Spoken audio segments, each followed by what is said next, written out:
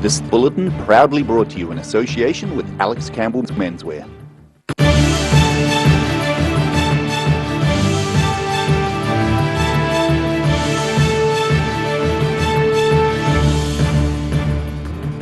Tonight on The South Today, a Dunedin ultra-distance runner is aiming to run more than 500 kilometres for a good cause. Work on a $10 million extension to a southern cycleway is well underway. And Mount Aspiring College pupils have received expert tuition in the finer arts of circus performing.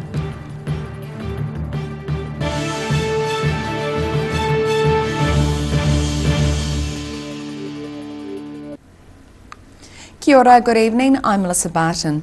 A Dunedin man is set to run a heck of a long way to raise funds for the Otago Community Hospice. Glenn Sutton is no stranger to ultra-distance running, but admits even for him this could be one step beyond. Early morning training is nothing new to Dunedin ultra-distance runner Glenn Sutton, who's about to run more than 500 kilometres. He says although it's him doing the task, it's all about the people he has supporting him along the way. But he's under no illusions, he's in for a huge challenge. It's going to be challenging along the way. We're going to have some ups and downs and that, but it's not all about me, it's about the boys as well coming along.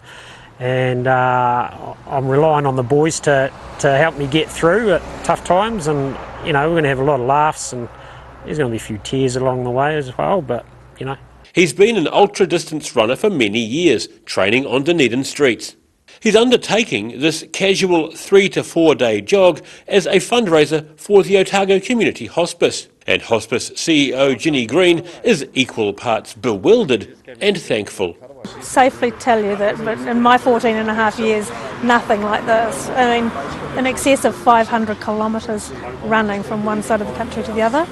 It's madness if you ask me, but gosh, it looks like they've definitely got it in hand. Sutton says, like many others, he's got personal reasons for wanting to fundraise for the hospice.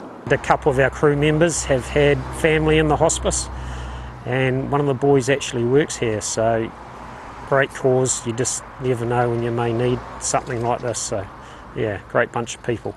The boys Sutton mentions are his support crew. One of the main support runners, Steve Barton, says their job is to make sure Glenn is fed and watered along the way. And he's also looking forward to the southern scenery. Some of the places that we're going to go on this run will be amazing. The scenery and the Crown Range and Cardrona Valley and Mount Cook, and you know, it's going to be amazing. Glenn Sutton ran 160 kilometres about a month ago and told himself if he was fit at the end of that race, he'd give Sounds to Mount Cook a bit of a hit.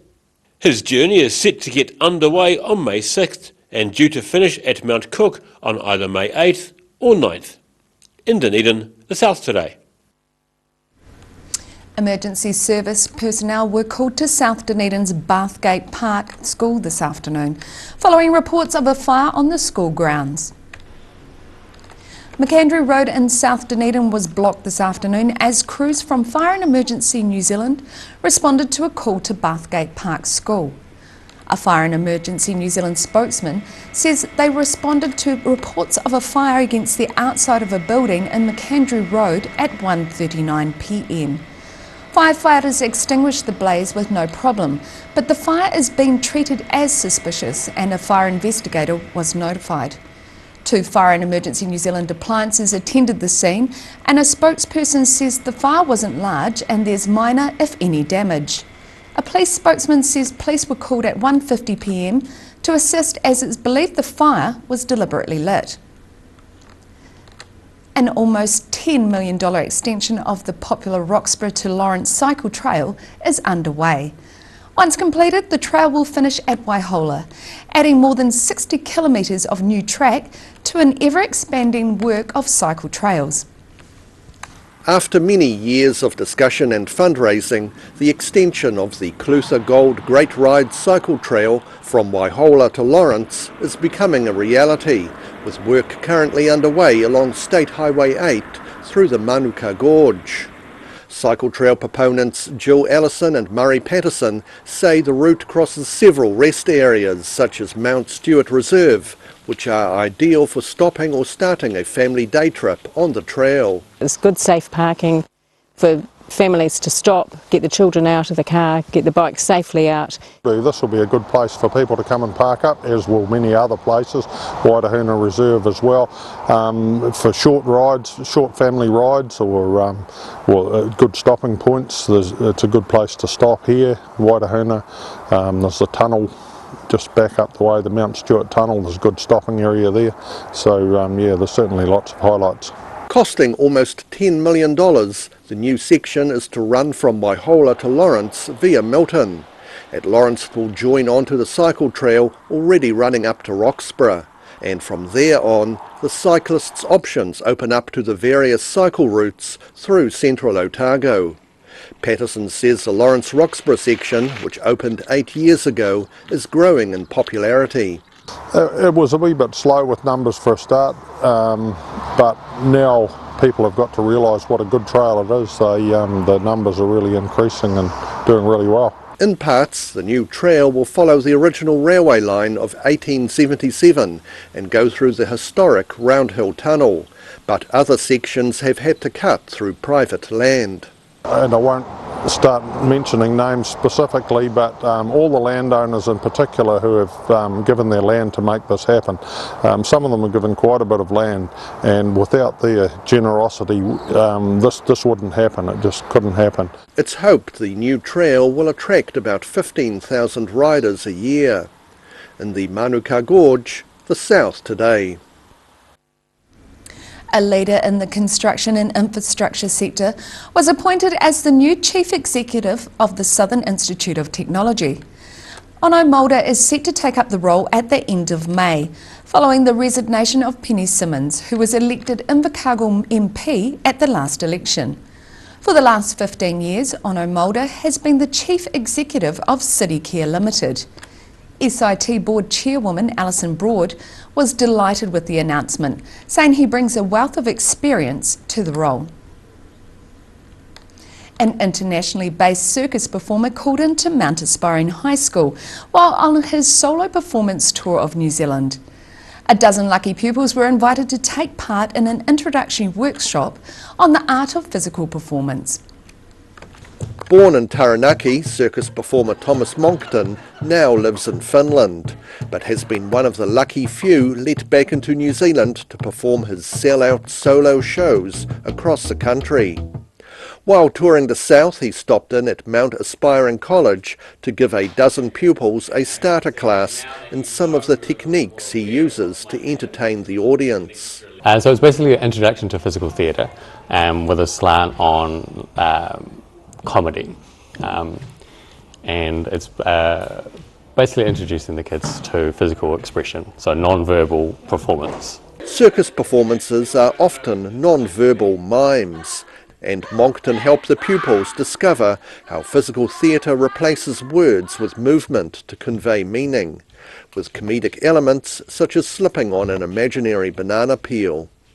Physical comedy or physical theatre is very similar to conventional style comedy or conventional theatre, and that it kind of adheres to all the same rules, and just reframing those rules in a different light, so like with timing and tension and surprise, all these things like that cause us to laugh and causes comedy. It's applicable kind of universally, and we're just applying that to physicality. Monckton is currently touring the country with his latest solo show under the name of The Artist. In Wanaka, the South Today. Still to come on the South Today. Funding is secured to build the long-awaited two-lane Beaumont Bridge, with plans to begin in spring. And we have this week's edition of Football Chat with Morgan Jarvis. So catch this and more after the break.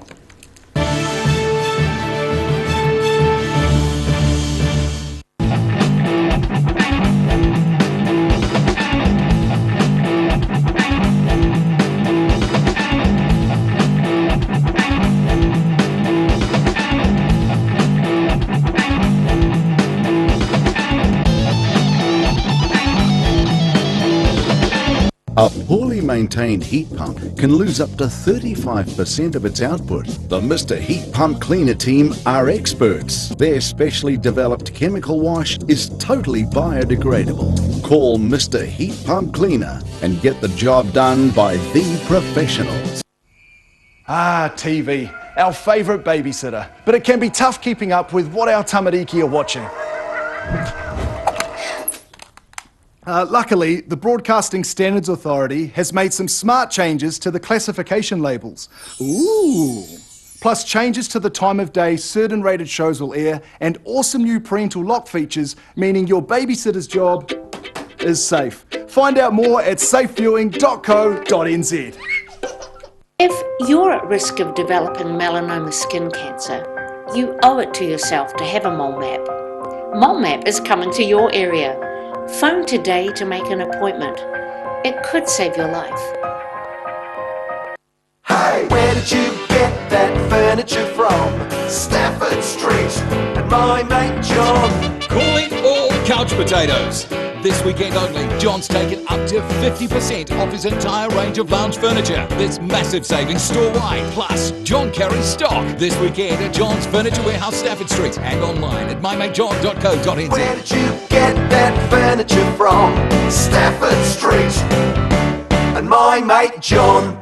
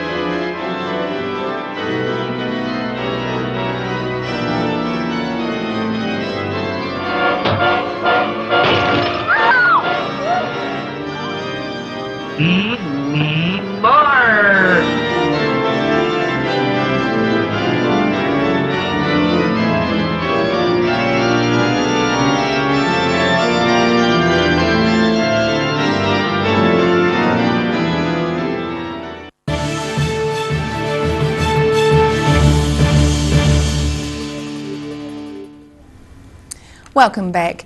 Work on a replacement for the Beaumont Bridge could be underway in spring. New Zealand Transport Agency says funding to build the long-awaited two-lane bridge on State Highway 8 was now in place. A call for tenders regarding the $20 million project are to be announced soon. The current single-lane bridge was built in 1887 and is one of the last wrought-iron bridges remaining on the national highway network. The new bridge will be built downstream of the historic bridge and is designed to meet earthquake standards and handle future traffic growth. The old bridge will remain for pedestrians and cyclists. In this edition of Football Chat, host Morgan Jarvis catches up with Richard Murray from the newly merged South City Royals Football Club. Kia ora and welcome to Football Chat, where we chat about the local men's and women's premiership action. I'm joined today by a couple of head coaches here. We've got Stu Moffat from the Uni Women's Prems and Richard Murray from South City Royals. Great to have you both in, thanks. Richard, if we look back on the sort of local scene here, which the show's all about, you must be absolutely delighted with how the start of the season has kicked off for the Royals with the merging of, well, primarily Tech and Cabby, two very long-standing rivals, but you must be pleased with how things have started off.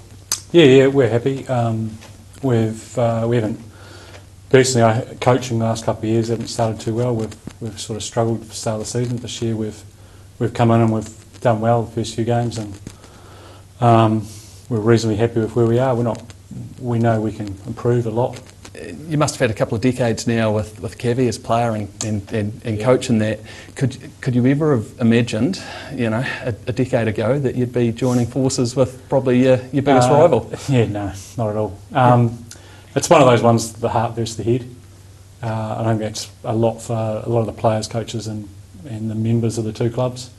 Yeah, simple as that. And what's been like the biggest challenge with it all, with bringing these clubs together? What have you found toughest? Like, has it been life members hounding you, or abuse from other clubs? Or? I think with any sort of change, you're going to get roadblocks and barriers, and we've had the old one of those. So it's about getting them on side, and I think it is. I mean, we've been pretty clear right from when it. I mean, there was a lot of work outside before we got to the point where it became public. Personalities. Do you feel like you've been able to sway a few people's opinions who might have been a wee bit unsure about it to start with, and they can kind of buy into it now? Yeah, for sure. Yeah. And I think results help with that, don't they? Well. Yeah. If we're sitting at the bottom of the ladder, it's a little bit different. So if you're sitting at the top. Yeah. But so I mean, we're going to have detractors along the way. And there'll be talks amongst all the clubs in the next few months as to what direction we go after this season. But we're united from where we are on the playing side of things, and that's important. And so fixtures coming up this weekend. In the men's, we've got two winless teams going head-to-head with Northern hosting Mosgiel at Forrester Park. Roslyn Waikari, so they're hosting Wanaka down at Ellis Park. Wanaka have been finding their road trips a bit tricky so far this season, but they'd still be keen to try and pick up a result there. And Queenstown are hosting University. Uni will have to pick themselves back up for that one. It's going to be a tricky match because Queenstown have been in pretty sharp form so far this season. And, well, Richard, what a clash here on Saturday down at the Caledonian. All these games are at 2:45, but you've got Green Island.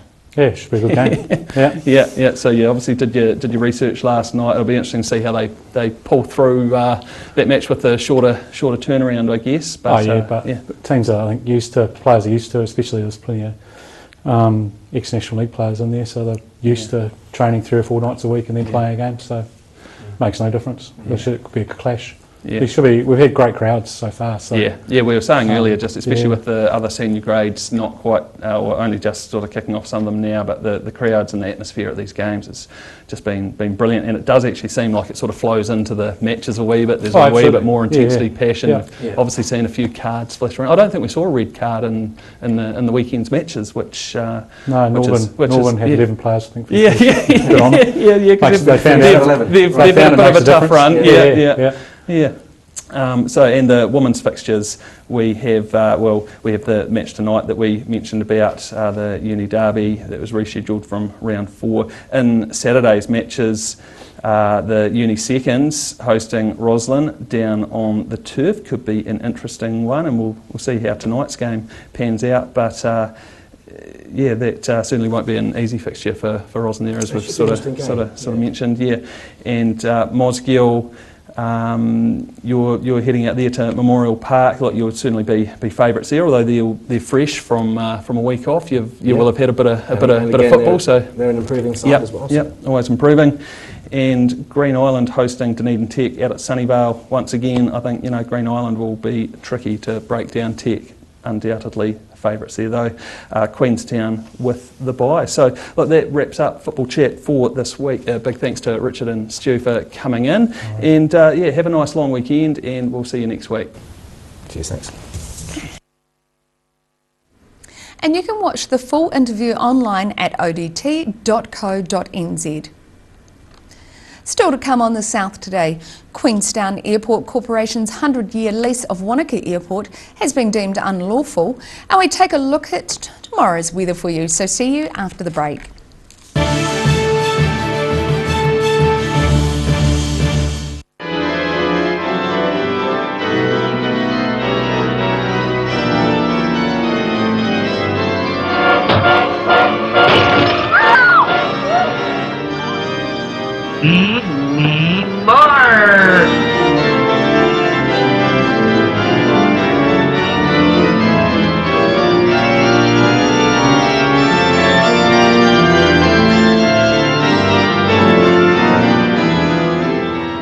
A poorly maintained heat pump can lose up to 35% of its output. The Mr. Heat Pump Cleaner team are experts. Their specially developed chemical wash is totally biodegradable. Call Mr. Heat Pump Cleaner and get the job done by the professionals. MTF Finance can help you turn the key on your next vehicle with a loan made just for you. TCs and lending criteria apply.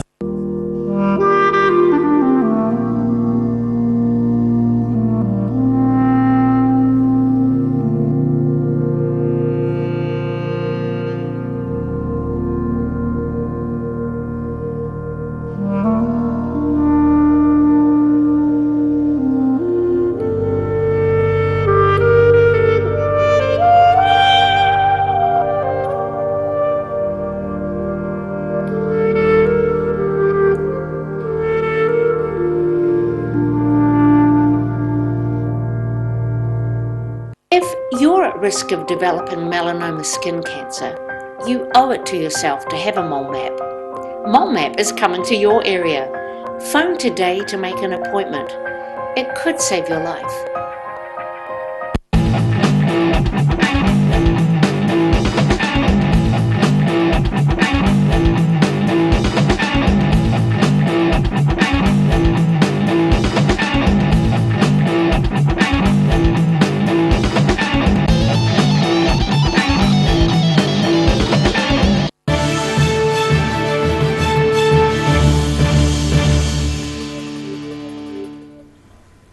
Thanks for staying with us.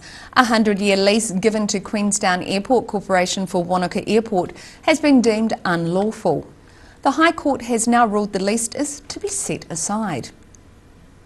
The court has upheld two aspects of a judicial review requested by the Wanaka Stakeholders Group last year. The group opposes development of the airport for jet services and wanted the 100-year lease provided by the Queenstown Lakes District Council to be scrapped. The High Court says if the lease was not set aside, the public's ability to have a say in the future uses of the airport would be limited. The Wanaka Stakeholders Group says it is delighted by the decision. And now recapping tonight's top stories on the South Today. A Dunedin ultra-distance runner is aiming to run more than 500 kilometres for a good cause. Work on a $10 million extension to the Southern Cycleway is well underway. And Mount Aspiring College pupils have received expert tuition in the finer arts of circus performing.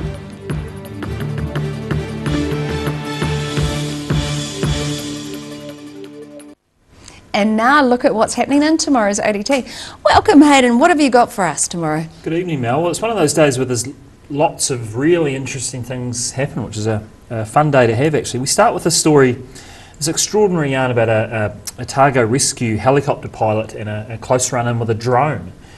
So helicopter pilot just about to take off from the helipad at Dunedin Hospital when a paramedic next to the pilot spotted a drone uncomfortably close to the helicopter. So that's all I know so far. I'm looking forward to reading the story. We've spoken to the paramedic because clearly the consequences of something like that could be extremely nasty. A lot of rules, of course, around drone Yeah, I was going to flying. say there's lots of... And most people, including Stephen Jackery at the ODT, who flies a lot of drones, you follow those rules.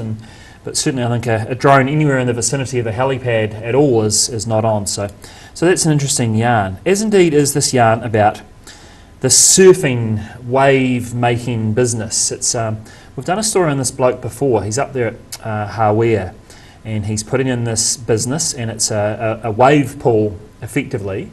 But I believe his ambitions are quite high, so to speak, pardon the pun. He wants to create one of the biggest waves you can possibly get, and it's standing surfing. And the talk is, of course, that surfers won't have to go far to find the big waves. They can, year-round, I guess, train for the Olympics these days. Surfing's in the Olympics, but it's really interesting. And again, I want to read the story to find out a bit more about it, because it sounds like a pie-in-the-sky thing, but it's fascinating. Yeah. And this guy's well advanced, got some amazing plans. It looks extraordinary what he's doing. I think there's going to be huge interest in that story. So.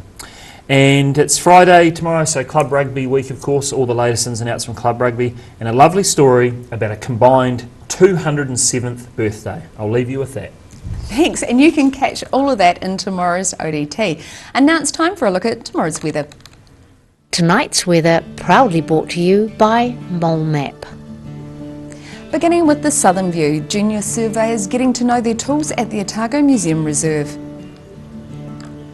Looking at the situation, westerly airflow will bring showers to the coast tomorrow, but winds will tilt more southwesterly during the weekend and become noticeably colder ahead of a chilly week next week. Travelling to the northwest of the South Island, moderate temperatures in 16 degrees and rain for both Westport and Greymouth with a bit of wind. Across to the north of the island, scattered showers for Blenheim with a high of 19 degrees and rain for Nelson with 17 degrees. Across to Canterbury, it's mostly cloudy for this region with light to moderate winds. Kaikoura is due for 19 degrees, 20 in Christchurch and 21 degrees for Ashburton.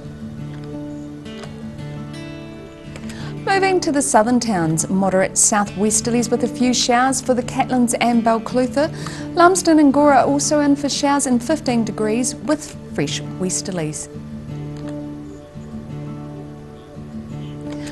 Moderate westerlies and cloud for most in the central region. Wanaka, Queenstown and Alexandra all aim for 16 degrees, while Te Anau will need their umbrellas ready for showers, fresh westerlies and 14 degrees. Further north, it's variable winds with some cloud along the coast, with 20 degrees for Timaru and 19 degrees for Oamaru. Moving inland, see Twizel and Amarama with moderate westerlies, some cloud and 17 degrees.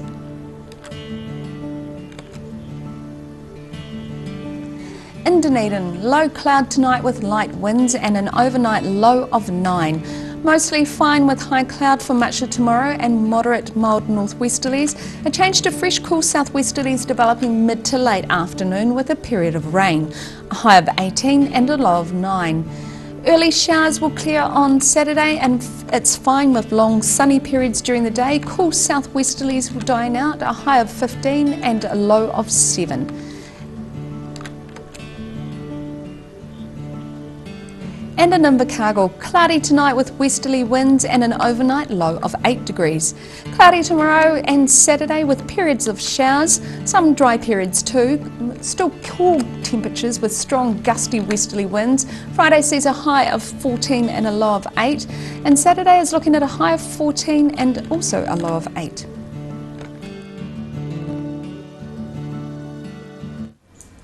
And that's all from the South Today team for this Thursday. For the latest news from the southern region, head to odt.co.nz and check out Channel 39 on Facebook and YouTube. Have a great evening. Ka kite anō.